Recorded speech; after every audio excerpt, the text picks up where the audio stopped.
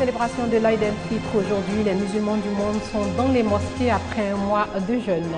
Sur 1000 naissances, près d'un enfant est atteint d'une infirmité motrice cérébrale, ce qui perturbe le quotidien des familles confrontées à cette maladie.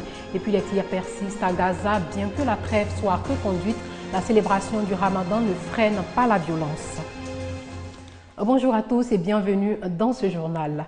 Les musulmans célèbrent l'Aïd el-Fitr aujourd'hui. Après un mois de privation, ils se sont réunis dans les mosquées pour témoigner leur gratitude à Dieu. Une journée de symbole où plus d'1 milliard de musulmans prennent du temps en famille et entre amis. Chaque foyer a pour habitude d'effectuer de grandes préparations.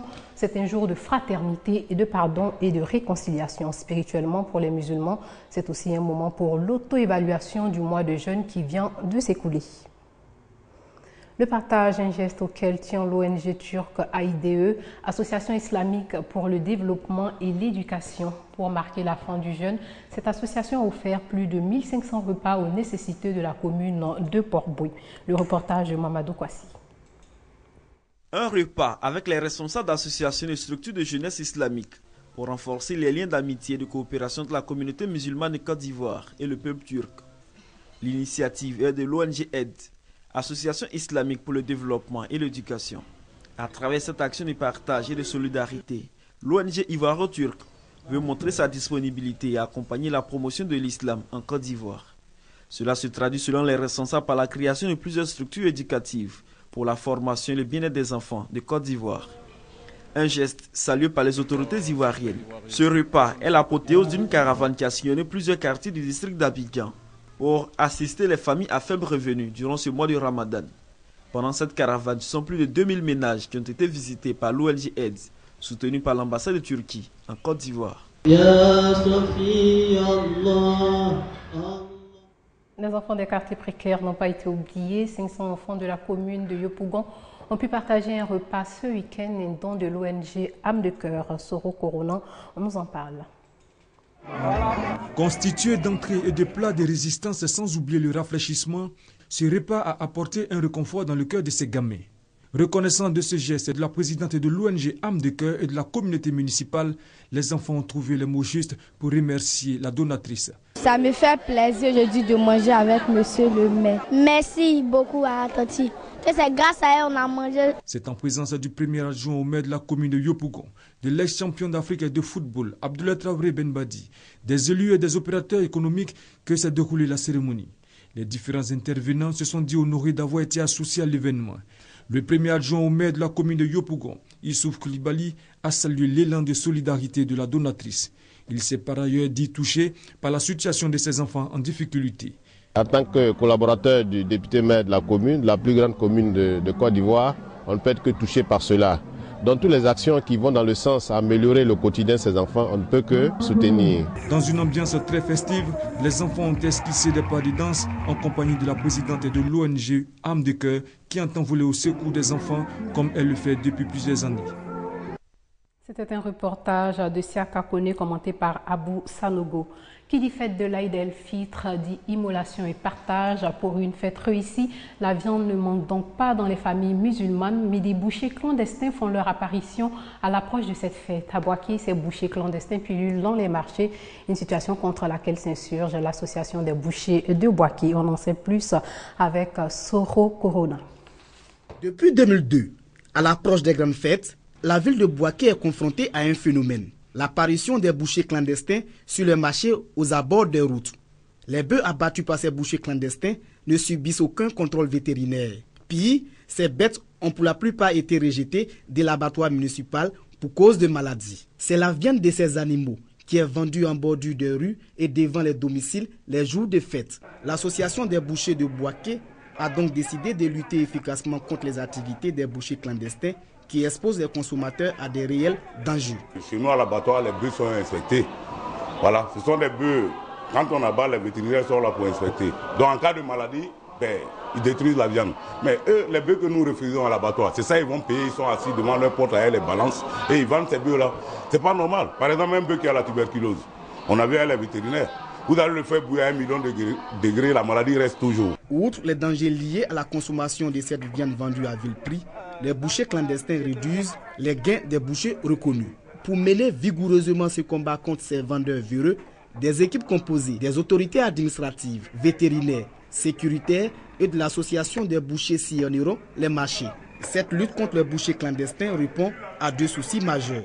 Protéger les populations contre les maladies bovines et lutter contre la concurrence déloyale livrée aux bouchers reconnus. Ils vont payer moins cher, venir donner la viande à 1800, 1750 le kilo. Ce n'est pas pour 200 francs que vous allez vous rendre malade. Nous, c'est 2000 francs le kilo. La viande ne serait pas à 2200 ni à 2500, 2000 francs le kilo. Les bovins ont des maladies contagieuses qui sont très dangereuses pour l'homme, telles la fièvre éphémère bovine, la fièvre des 3 jours et la peste bovine. Des enfants atteints d'infirmité motrice cérébrale, une affection qui affecte leur quotidien et celui de leurs parents. L'infirmité motrice cérébrale est un trouble du mouvement et de la posture. Le ratio est de près d'une naissance sur 1000 dans le monde et l'arrivée d'un enfant atteint de cette maladie dans une famille entraîne généralement des perturbations au sein de cette famille. Quelles sont les causes et les symptômes de cette pathologie? La réponse dans ce reportage de Ève Boué commenté par Hervé Bly. Cocody, les 2 plateaux, secteur et les oliviers anciennement appelés Colombie. Nous sommes au domicile de Karine. Son deuxième fils, Jonathan, 10 ans, présente des troubles de la posture et du mouvement. Une souffrance fœtale et 6 mois après, l'enfant a piqué une crise, ce qui l'a paralysé. Avec l'état de Jonathan, presque toute la famille nous a abandonnés. Le père même est porté disparu. Le diagnostic du médecin, il est atteint d'une infirmité motrice cérébrale IMC. L'IMC est un ensemble de troubles moteurs et neurologiques dus à une lésion précoce du cerveau qui n'est ni héréditaire ni évolutive. Il n'existe à ce jour aucun traitement curatif. L'enfant, lors de la grossesse de la maman, elle a eu des difficultés de santé ou bien qu'il a eu des problèmes à l'accouchement. Il y a eu l'accouchement difficile, que le travail était long et tout ça. L'enfant sort fatigué et il prend un coup au niveau du cerveau. L'enfant atteint d'IMC présente souvent une tenue asymétrique du tronc. Il a du mal à tenir sa tête et à se tenir assis tout seul. Il a des paralysies plus ou moins étendues entraînant des déformations et des rétractions des membres. Le diagnostic se fait avant l'âge de 2 ans, ce qui permet à l'enfant, grâce à une éducation motrice et une prise en charge pluridisciplinaire, de retrouver une certaine autonomie. Tous les thérapeutes sont là et on observe l'enfant pour voir ses capacités, ses aptitudes. Et si l'enfant ne peut pas s'asseoir par certaines stimulations, on l'amène d'abord, si l'enfant est couché d'abord, à pouvoir déplacer le corps. Si l'enfant a un côté qui ne fonctionne pas, en hydrothérapie, il récupère facilement. Il y a le ballon qui est là, l'enfant dort dessus, où l'enfant peut se mettre sur le ventre comme sur le dos. Alors c'est en fonction de ça que je fais certains mouvements pour activer les nerfs. On essaie de donner aux enfants un peu de joie pour leur permettre de quitter le quotidien des médicaments, des massages. Donc quand on arrive à la salle d'éveil ici, c'est pour permettre aux enfants de mener des activités de langage, de création. Kinésithérapie, ergothérapie, hydrothérapie, orthophonie.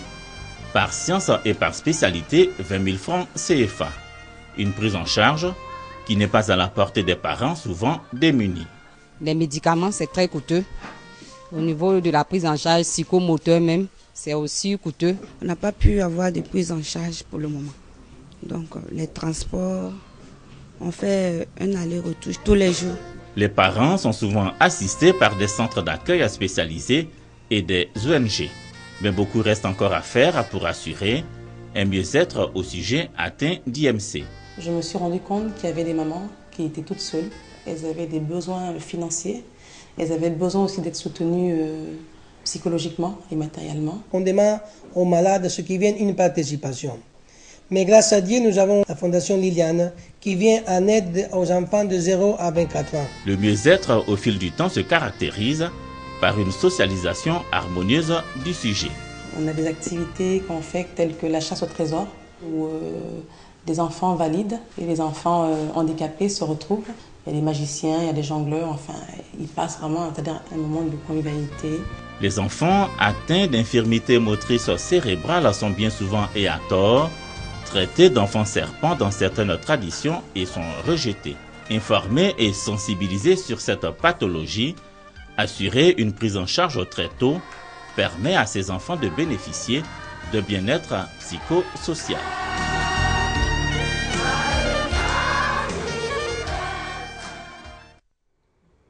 On le sait, la ville de Grand Bassam est classée patrimoine mondial de l'UNESCO, mais la population prête peu d'attention à ce privilège accordé à Grand Bassam et à la Côte d'Ivoire tout entière. Les autorités municipales de la ville balnéaire ont donc décidé de mener des actions pour mieux faire connaître le concept de patrimoine mondial aux Ivoiriens. Le reportage de Abou Sanogo. Classé patrimoine mondial de l'UNESCO, l'Organisation des Nations Unies pour l'éducation, la science et la culture, la ville de Grand Bassam n'a pas encore pris conscience de cette richesse. Nous avons quelques personnes qui ne respectent pas les normes d'urbanisme édictées par l'UNESCO, qui construisent des bâtiments modernes dans une cité historique, qui érigent des clôtures qui dépassent les normes, qui utilisent des matériaux modernes alors que nous devons nous conformer aux matériaux qui existaient pendant la période coloniale. Une campagne de sensibilisation est donc organisée en vue d'instruire les populations sur l'importance du patrimoine mondial et la nécessité de le protéger. Le défi majeur, c'est essentiellement de faire en sorte que la population locale s'approprie cette opération donc de promouvoir, de défendre la ville historique.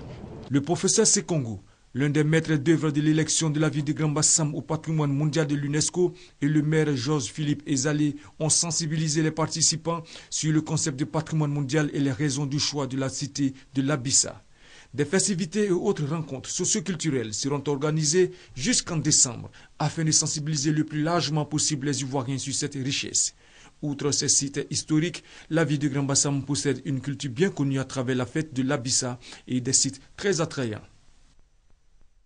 Sachez que les autorités maliennes promettent la transparence aux familles des victimes de l'avion d'Air Algérie qui s'est écrasé au Mali. En France, les drapeaux seront en berne pendant 3 jours en signe de deuil national en hommage aux 118 disparus du vol d'Air Algérie, dont 54 Français.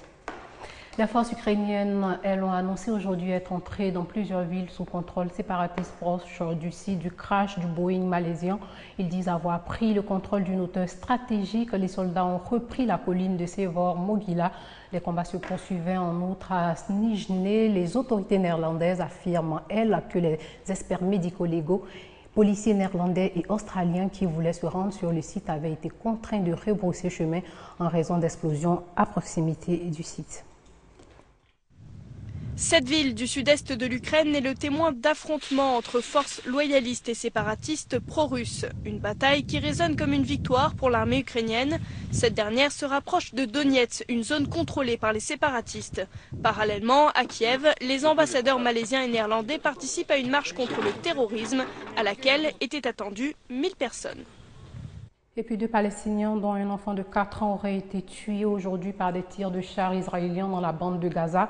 Une trêve semblait s'installer dans le territoire palestinien malgré des combats sporadiques, selon le porte-parole des services d'urgence. Plus de 1000 Palestiniens ont perdu la vie depuis le début de l'offensive aérienne israélienne. Par ailleurs, les 15 membres du Conseil de sécurité de l'ONU ont adopté une déclaration appelant à un cessez-le-feu humanitaire immédiat et sans condition. Sachez avant de nous quitter que les musulmans célèbrent l'Aïd el-Fitr aujourd'hui. Après un mois de privation, ils se sont réunis dans les mosquées pour témoigner leur gratitude à Dieu. Une journée de symbole où plus d'1 milliard de musulmans prennent du temps en famille et entre amis. Voilà, c'est la fin de ce journal et bonne fête de l'Aïd el-Fitr à tous les musulmans.